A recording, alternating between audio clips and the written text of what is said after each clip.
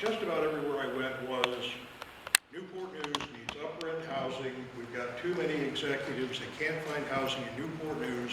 They end up living in Williamsburg, they end up living in Norfolk, they end up living different places and paying taxes in those places, and also identifying those places as their home, so they don't get involved in the community, they don't participate in local things like we would like to see them do in Newport News, like the Virginia Living Museum, the Mariners Museum, and organizations even like the Sierra Club. So, if we're not going to do it at Riverview, where are we going to do it? And what I had said was I thought, really, a neglected area of Newport News had been the northern part of Newport News, just in general terms. Because I do see a lot of upper-end housing going in the Williamsburg area. They are doing that very well there, and we have never really tried to capture that market. High-end housing in Newport News has generally been right along the river without any consideration of building like an upper-end subdivision like you would have in most other parts of the country. So, when I said that, the city manager pulled out something said Endview, and we've been looking for a vote for that for a long time. So I may be perceived as the vote that will allow this to happen. Endview Plantation has been owned by the city for over 20 years. It was originally purchased as light industrial. Certainly putting in homes there would be a better use for that property than any industrial use. Putting in the right homes, I think, would allow it to blend in with the historic nature of the property. And by right homes, I mean homes that are $500,000 or above. So we've got large, oversized lots with trees. We're not talking about a standard subdivision where they go in, basically clear every tree off of it and put the homes kind of on top of each other. A lot of these developments have been done very well up in Williamsburg. Whether we will get what I envision as being a good thing there or not, I don't know. Having talked to the city manager, having outlined what I thought should be done in a subdivision in northern Newport News, the next thing I heard about was that the city had interviewed developers, they had selected the best one, and the developer was working on a plan. This plan that you see here is as much information as I know about this project, basically, that has been published by the city of Newport News. There was a briefing in York, up in Lee Hall not long ago. I thought it was a terrible briefing myself. A lot of citizens had come out to find out what was going on, to talk to the developer, to exchange ideas, and the city manager more or less said, you can't meet in a group like this and give him questions. He's got several people in the back. You just mill back there and you talk to the developer kind of one-on-one. That diffused the voice of the crowd. It did not allow people to build on questions of each other and to get a really good sense of what the neighborhood felt about the project and about kind of where we were. I ended up talking to a lot of the citizens that night. I didn't spend very much time talking to the developers, but I did have a friend who went back and talked to developers and shared some information with me. He was telling me that one person had told him that the homes in this subdivision would average $300,000, which is exactly what Newport News has right now. So there would be no reason to build a subdivision there for that. Another person had said, well, they might go up to $400,000. And that's not what we envisioned either. So we still don't have a real good idea from the developer what they plan on putting there or suggesting that we put there for our approval. This plan has not been approved. And if you've been following me on the city council, you know that I'm one of those people who will say no when I've said yes all along if the deal changes. So if this is not what I was envisioning as good for our city, I don't care how much work they've done, they won't have my vote, okay? And if I hear significant comments from citizens where you all are not happy about even what I proposed initially, I'm open to that, and I'll vote against it. So, the developer has done some good work, they tell me. He's done Fort Colony up in Williamsburg. He has also done some work down in Orlando, Florida. He has also done some work over on South Side. The night of the big Lee Hall meeting, I talked to the contractor's son, gave him my card, said, please contact me. I'd love to see the work that you've done locally. I have yet to get a call. So maybe that's premature, maybe they are still working on it. When I met with John Korstein, obviously from the video, he had a few questions about things. And I met with Florence Henderson and Cindy Rolfe, our city manager. And at the time we were talking, this big circle here, is that a road or is that a path? Well, they didn't know. They said it's preliminary. And I said, what about the view sheds down here? They said, yeah, we're worried about the view sheds, but we'll take care of it. And I said, well, do we have to have an entrance off of here, off of Yorktown Road? Can't we have the entrance off of Jefferson Avenue? Well, people are divided on that. So basically, I'm not getting really good answers to my questions right now, and that concerns me. But we are at a preliminary stage. I'm anxious to see what this thing looks like when they come up with a final version of it. We are not committed to doing it. Any other questions? Any questions or anything? Yes. I don't understand why the city can't just let it be developed like Denby Plantation, where individual people buy a lot and have their own builder build a house, and you could say how much they had to be worth. But I live right there by Hershler Farm, and I fought it tooth and nail and stopped them from changing the zone. And this is the same thing. They get some guy to come in, or a company, and they run over everybody and put up stuff we don't want.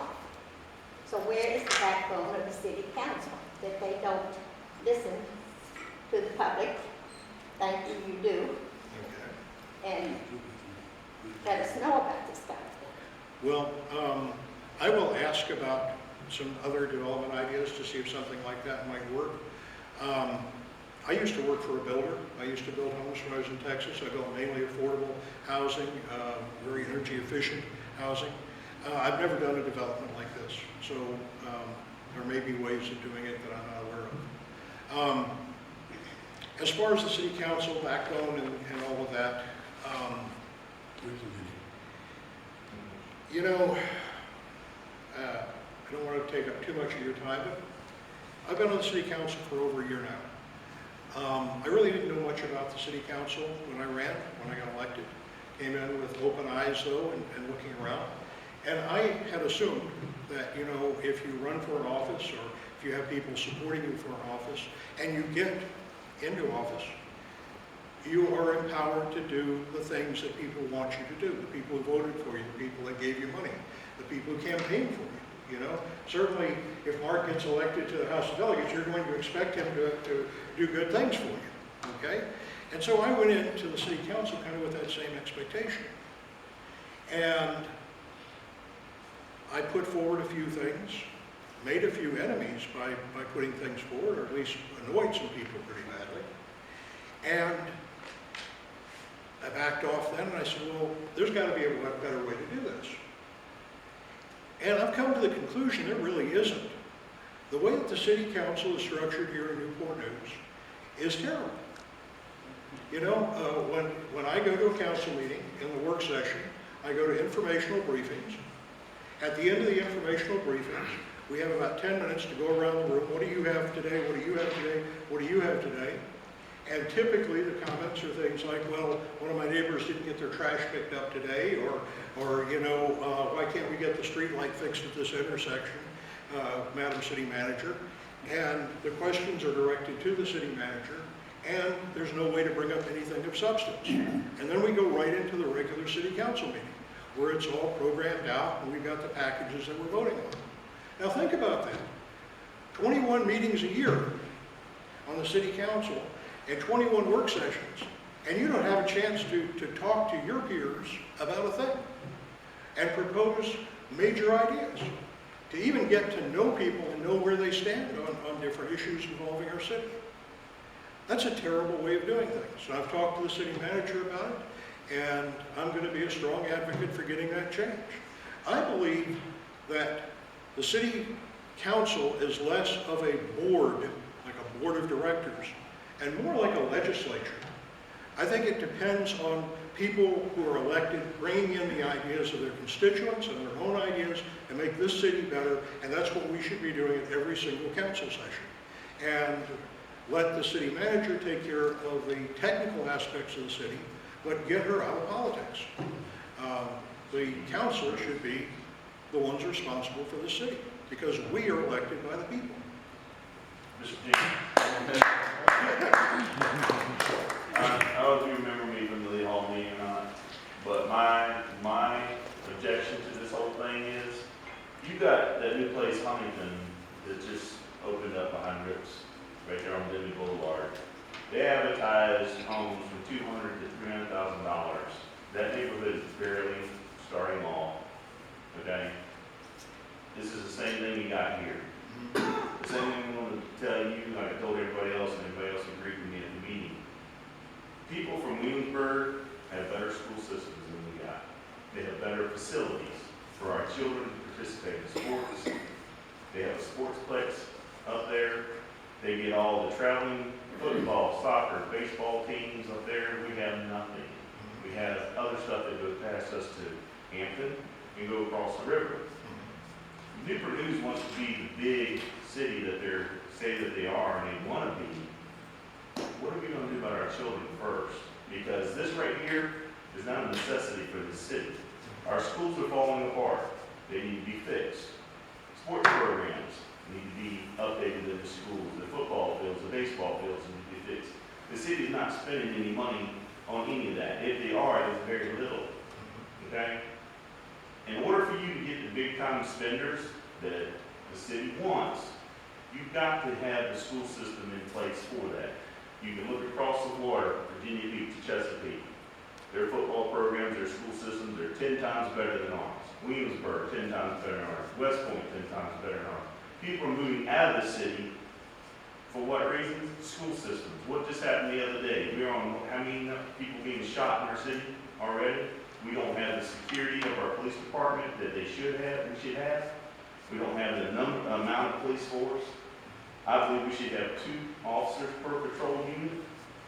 We should help, our city needs to help enforce our first responders. We are lacking, our city is lacking. We're not competing with anybody around here. Yeah. We're going down the tubes. I've lived in this city all my life. I'm 48 years old, and I'm ready to get out because I'm so frustrated with it. This right here, the city don't need this, period. And I don't understand why it's burning a hole in their pocket for 258 acres to be developed just like that. You might get the development and it's gonna die just like City Center. Look at all the abandoned apartments, the brand new apartment buildings that are there on top of all the business. Businesses are leaving. What are we gonna do? You ask for the taxpayers to break our backs and spend the money Just a for you. second, and this is really exciting. The thing is, I'm the keeper of the clock. And there's a lot of other people that are thinking of really good things to say. But I'm afraid that we should have at least Mr. Lawson have a few things to say first, and then see if we still have some more time for some questions. And of course, you all can stay after me too. Could I take just a minute and address this? What I want to say is, first of all, I'm not a developer. I don't know if there's a market demand for this or not. It could be that we don't have this because people don't want to live in homes like that in Newport News, and that's one of the questions we also need to get answered. We have plenty of those homes in Hilton. We have plenty of those homes in the new development they're building over there off of Lucas Creek Road. Over there. We just lost a farm over there to a neighborhood the city approved to have that farm taken from the gentleman over by Seaford Elementary. We have a limited amount of time here, okay? And you can take this up a little later. We have to move. Okay. Thank you. I'm just sorry.